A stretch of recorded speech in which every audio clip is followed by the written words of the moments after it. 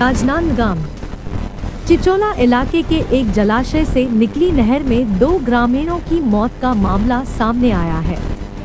कड़ी मशक्कत के बाद चिचोला पुलिस ने रात लगभग 10 बजे दोनों ग्रामीणों के शव को बरामद कर लिया है।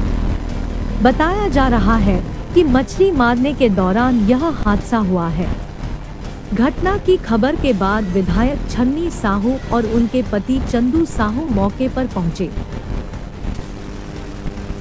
मिली जानकारी के मुताबिक नवागांव के रहने वाले सावंतराम धनकर और परदेशीराम नहर में मछली पकड़ने के लिए गए थे।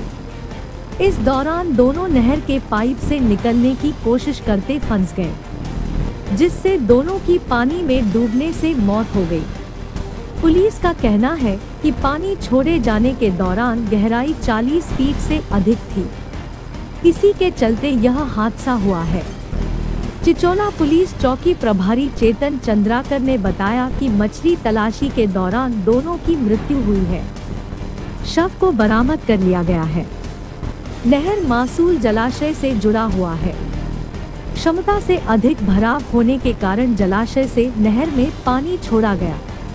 पुलिस का कहना है कि दोनों मछली पकड़ने के प्रयास में गहराई में चले गए और उनकी जान चली गई।